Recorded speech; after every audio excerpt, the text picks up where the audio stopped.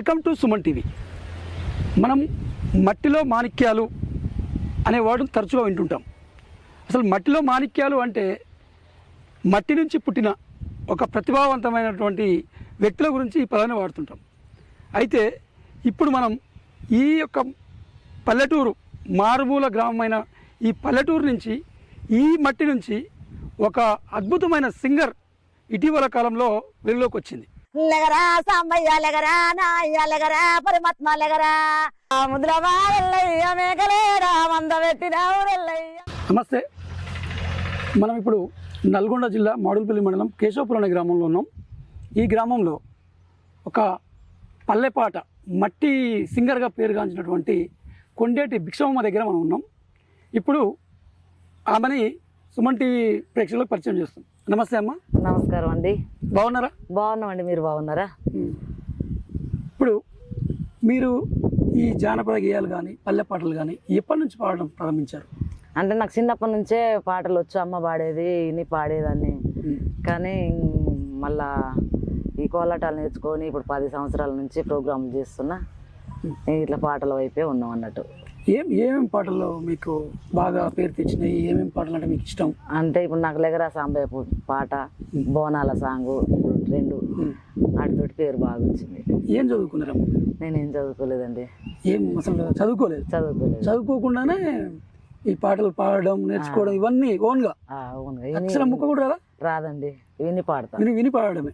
మీ పాటల్లో మీకు ఇష్టమైన పాట ఏంటి? ఉమామహేశ్వర శంకర. ఒక్కసారి మా ప్రేక్షకుల కోసం చిన్న ఉమామహేశ్వర శంకర నీకు సమానమెవరు లేరురా, హర హర హర శంకర ఓం జటాధర ఓం గంగాధర కైలాసవాస కరుణాంతరంగ కాపాడ రామము కైలాసవాస ఉమామహేశ్వర శంకర నీకు సమానమెవరు లేరురా.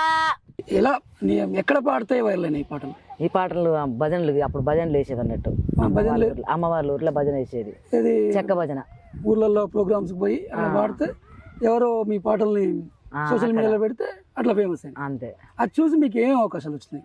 నాకు ఇప్పుడు లెగరా సాంబయ్య పాట అవకాశం వచ్చింది. ఇది private album song. Umamaheshwara Shankara అది ప్రైవేట్ సాంగ్. ఇది బోనాల సాంగ్. దామోదర్ రెడ్డి అవకాశం ఇచ్చిండు నాకు ఈ బోనాల సాంగ్ కు. సురేష్ బొబ్బిలి గారు మ్యూజిక్ డైరెక్టర్, పెద్ద మ్యూజిక్ డైరెక్టర్, ఆయన సినిమాలు చేస్తాడు కదా. ఇంకా ఆయన పిలిపించి దామోదర్ రెడ్డి ఆయన సురేష్ బొబ్బిలి దాంట్లో పిలిపించి రికార్డింగ్ చేయించండు బోనాల సాంగ్. దాని ద్వారా ఎక్కువ ఫేమస్ అయ్యింది. మీరు మంగ్లీతో కలిసి ఆడి పాడి మెప్పించిరని తెలిసింది. అవును.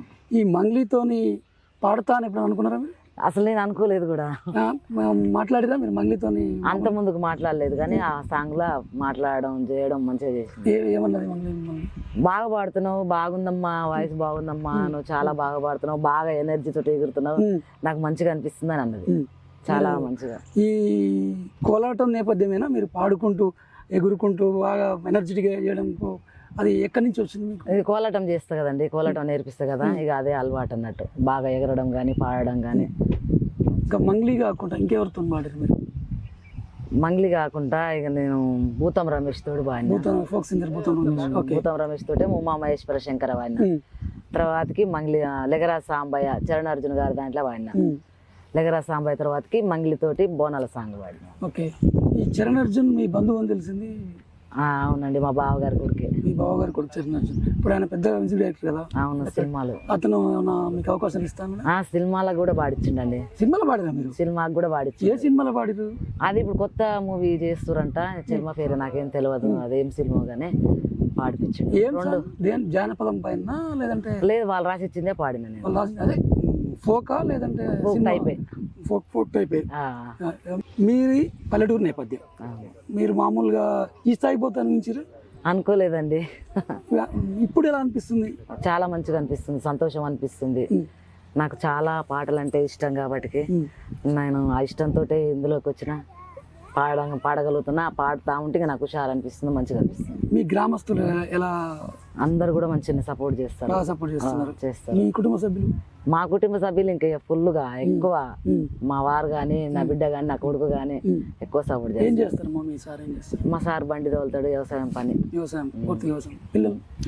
బిడ్డ ఇక చదువుకుంది, పెళ్లి చేసిన, 2 బిడ్డలు పుట్టారు. నా కొడుకు అక్కడ కంప్యూటర్ నేర్చుకుంటుండు, హైదరాబాద్లో. కొడుకుంటుండే పిల్లలు పెద్దోళ్ళు పెద్దోళ్ళు. చిన్నతనం నుంచి పాటలు నేర్చుకునేటప్పుడు అవును. మీరు వేరే వాళ్ళకి నేర్పించాలి, ఈ కళని కొనసాగించాలని ఎందుకు అనిపించింది మీకు? ఏమో నాకు ఇక అట్లా అనిపించిందండి. అసలు చేయాలి, నా పాటల ద్వారాగా వేరే వాళ్ళని సంతోషపెట్టాలి, నేర్పియాలి అనేది. కోలాటాలంటే చాలా మందికి ఇంట్రెస్ట్ ఉంటుంది. వాళ్ళు ఇంట్రెస్ట్ ఉండి కూడా భర్తలు బయటికి పంపించకుండా ఉండడం అవన్నీ చేస్తుంటారు కదా. వాళ్ళు కూడా నా లెక్కనే ఎంతో సంతోషంతో ఉంటుంటారు. ఆ సంతోషాన్ని అంతా కోల్పోతుంటారు. అదే మనం కూడా కోలాటం నేర్పించినాం అనుకో, ఇప్పుడు ఆ మగోళ్ళు నేర్పిన దానికి ఆడోళ్ళు నేర్పిన దానికి తేడా ఉంటుందండి. అంతే. ఎంతమంది నేర్పించుంటారు ఇప్పటివరకు? 70 టీంలు నేర్పించినండి. 70. ఒక్కో టీంకి ఎంతమంది ఉంటారు? 30 మంది, 28, 35, 40 మంది అట్లా ఉంటారు. వాళ్ళంతా ఈ మానసిక స్వాంతన దీనికోసం చేస్తారా, ఏదైనా ఉపాధి కూడా దొరుకుతుందా వాళ్ళకి? ఉపాధి కూడా ఉంటుందండి. ఉపాధి ఉంటుంది, సంతోషం ఉంటుంది. అంటే వాళ్ళని నేర్పించి నేను ప్రోగ్రాంలోకి తీసుకెళ్తా. హైదరాబాద్ కానీ హైదరాబాద్ ఈస్ట్ మారేడుపల్లి చేసిన, ఎస్ఆర్ నగర్ చేసిన. ఇటీవల హైదరాబాద్ బోనాలు బాగా ఫేమస్. అవునండి. హైదరాబాద్ బోనాల్లో మీరు పార్టిసిపేట్ చేస్తున్నారని తెలుస్తుంది. అవును. ఈ బోనాలకు సంబంధించి మీకు ఏ సాంగ్ ఇష్టం? రావు తల్లి నేను పాడిన సాంగ్ ఇష్టం. మీరేనది? మీరే నా సొంత సాంగ్. ఒక్కసారి సుమన్ ప్రేక్షకుల కోసం. రావు తల్లి రేణుకెళ్ళమ్మో, మేము రాజుగారి విలువన పేరేనుకెళ్ళమ్మ. తూర్పు రాజులు రేణుకెళ్ళమ్మో, టొంగుట్టు యాల తెచ్చినారు రేణుకెళ్ళమ్మ. రావు తల్లి రేణుకెళ్ళమ్మ, మేము రాజుగారి విలువన పేరేనుకెళ్ళమ్మ. రావు తల్లి రేణుకెళ్ళమ్మో, మేము రాజుగారి విలువన పేరేనుకెళ్ళమ్మ. తూర్పు రాజులు రేణుకెళ్ళమ్మో, టొంగుట్టు యాల పంపే గోలుకొండ ఎల్లమ్మ. చిన్నప్పుడు ఫస్ట్ మీరు నేర్చుకొని పాడిన పాట ఏంటిది? చిన్నప్పుడు మా అమ్మ పాడుతుంటే విని పాడింది ఎక్కువ. ఊళ్ళోన ఇల్లు కడతా, అది ఒకసారి పాడండి. ఊళ్ళోన ఇల్లు కడితే జంగమయ్య వస్తాడా అని, అడవిలోన ఇల్లు కట్టిందే వా భారతమ్మ. అడవిలోన ఇల్లు కట్టిందే వా భారతమ్మ. సర్వలోకం సమశివుడు జంగమే సామేసుకొని, అమ్మ బిచ్చావాని వచ్చానే ఓ జంగమయ్య, తల్లి బిచ్చావాని వచ్చానే ఓ జంగమయ్య. మీరు ఈ సోషల్ మీడియా ఈ మధ్య కాలంలో చూస్తున్నారా? ఇన్స్టాగ్రామ్ కానీ, ఫేస్బుక్, యూట్యూబ్ అవన్నీ ఎప్పటి నుంచో చూస్తున్నారా? ఈ కనకవ్వ వీళ్ళు ఈ సింగర్స్ అంతా వెలుగులోకి వచ్చినప్పుడు నేను కూడా ఇలా రావాలని అనిపించిందండి. అనిపించిందా? అయితే ఆ అనిపించడంలో భాగంగానే మీరు కష్టపడి చేస్తుంటే ఇలా. ఇంకా మీ లక్ష్యం ఏంటి? అంటే సినిమాల్లో పాడాలని ఉందా, లేదంటే ఇంకా మంచి పేరు ఏదైనా పాడాలని ఉంది నాకు. ప్రతి పాట అన్ని రంగాల్లో పాడాలి, సినిమా పాటలు కూడా పాడాలనేది, మంచి పేరు రావాలని ఉంది. రాబోయే జానపద కళాకారులకు కానీ మీకు నేర్పిన దానికి ఏమైనా చెప్పాలనుకుంటున్నారు? నా లెక్కనే అందరు కూడా ఇట్లా యూట్యూబ్ ద్వారాగా, ఇన్స్టాగ్రామ్ల ద్వారా కానీ ఎవరైనా డేర్ చేసి బయటికి రావాలనేది కోరుకుంటున్నాను. ఎవరిలో ఉన్న కళ ఉంటే ఆ కళని వాడి వరకు ఉంచుకోకుండా బయటికి రావాలి, ఎక్స్పోజ్ కావాలి, ఇది కావాలి, అవకాశాలు వాడంతా వస్తాయని చెప్పగలుగుతాను. అంతే అండి. అంతే అంటారు. మీరు చిన్నప్పటి నుంచి పాటలు పాడుతున్నారు, అది రొటీన్గా పాడుకుంటూ పోతున్నారు, మీరు ఏం లేదు. అయితే ఎక్కడ మీకు ఈ టర్నింగ్ పాయింట్ లభించింది? అంటే మార్పు సడన్గా రొటీన్ జీవితం నుంచి ఒకసారి ఒక కీలకమైన మార్పు వచ్చిన టర్నింగ్ పాయింట్ ఎక్కడ దొరికింది? అయితే నేను ఫస్ట్ ఈ కోలాటాలు ఇట్లా చేస్తున్నాం కదా, చేస్తుంటేనే మా భూతం రమేష్ వాళ్ళ అమ్మాయి ఊరికి వచ్చింది. వాళ్ళకి బంధువులు ఉన్నారట, ఈ ఊరికి వచ్చింది. వచ్చి వీళ్ళ పాటలు పాడుతూ ఉన్నారంటే నన్ను పిలిపించింది. ఆమె రేణుకమ్మ అని ఉంటుంది, ఆమె పిలిపిస్తే నేను పోయినా. సెల్లులో పాడిపించారు, కామన్గా సెల్లులో పాడిపిస్తే తీసుకుపోయి ఆమె రమేష్ వాళ్ళ అమ్మ రమేష్కి ఇచ్చింది, భూతం రమేష్కి ఇస్తే ఇంకా ఆయన చూసుకుంటాట, అమ్మ బాగా పాడుతుంది, వాయిస్ బాగుందమ్మా అని ఇంటర్వ్యూకి వస్తామని నాకు ఫోన్ చేసిండు.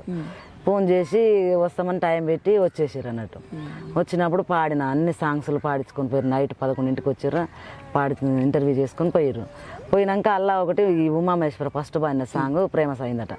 ఫేమస్ అయ్యేసరికి ఆ పాట పాడడానికి నన్ను పిలిపించారు. ఫోక్ ఛానల్ వారు ఉదయ్ సార్ అని ఉంటాడు, పిలిపించి పాడిపిస్తానని హైదరాబాద్కి పిలిపిస్తే మేము పోయినాం, నేను నా కొడుకు పోయినాం.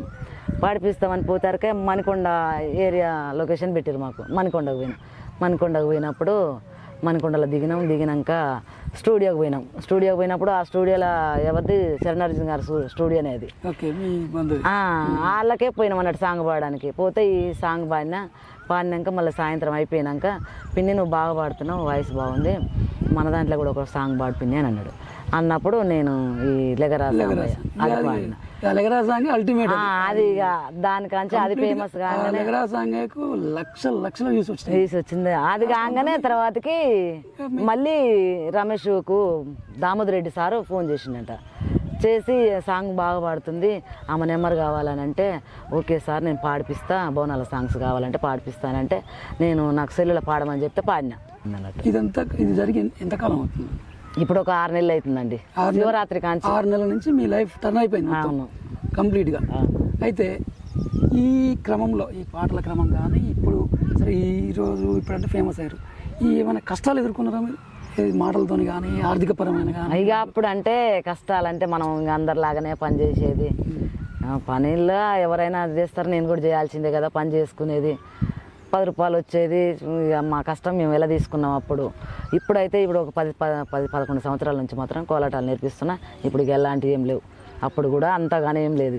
ఎప్పుడు ఎవరు డిస్కరేజ్ చేయలేదు, పాటలు పని లేదు అట్లాంటి ఏం జరగలేదండి, ఎవరు ఏం జరగలేదు. ఈ కోలాటాలు ఇప్పుడు మీరు ఫేమస్ అయ్యారు కదా, అవునండి.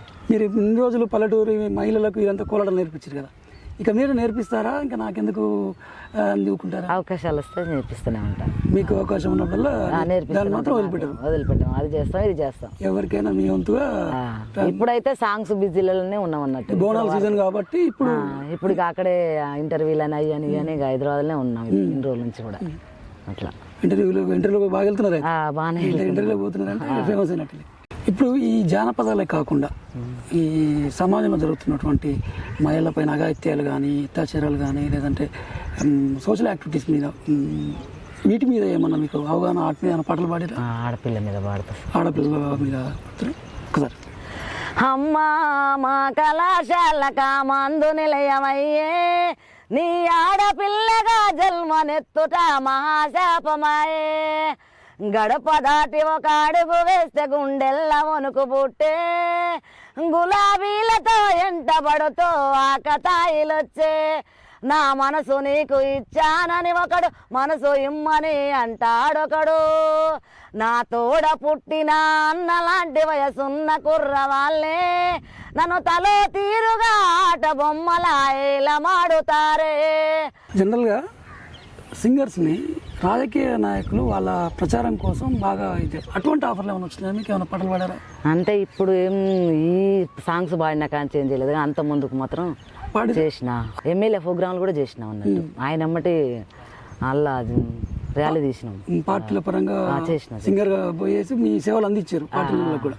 ఇప్పుడు ఇంతసేపు మీరు పాడిన పాటలు కాకుండా ఇంకా సుమన్ టీవీ ప్రేక్షకుల కోసం ఇంకా మీకు నచ్చిన ఫేమస్ ఉన్న పాటలు కొన్ని పాడతా.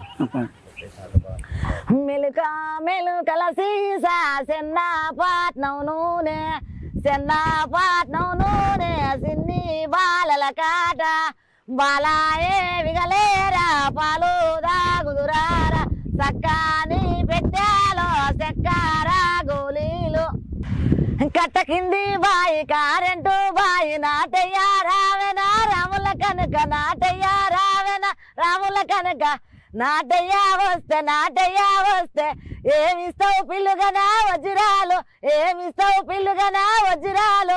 ఇక మీద కూడా మీకు పెద్ద ఎత్తున మంచి ఆఫర్లు రావాలని, మంచి పేరు సాధించాలని మనస్ఫూర్తిగా కోరుకుంటున్నాం. నమస్తే. Thank you sir. మీరు కూడా ఇంత దూరం సుమన్ టీవీ నుంచి ఇంత దూరం వచ్చి మమ్మల్ని ఇంటర్వ్యూ తీసుకున్నందుకు మీకు కూడా చాలా చాలా థ్యాంక్ యూ సార్. ఇదే అండి మట్టిలో మాణిక్యం అన్నాం కదా, ఆమె నిజంగా మట్టిలో మాణిక్యమే. మట్టి నుంచి వచ్చింది, పల్లె పాటని ప్రపంచానికి పరిచయం చేసింది, మట్టి సింగర్గా ఫేమస్ అయింది. ఇటువంటి మట్టిలో మాణిక్యం అటువంటి మరెంతో మందిని తెచ్చే ప్రయత్నం చేస్తుంది సుమన్ టీవీ. కెమెరామెన్ సాయితో నాగేంద్రచారి, నల్గొండ.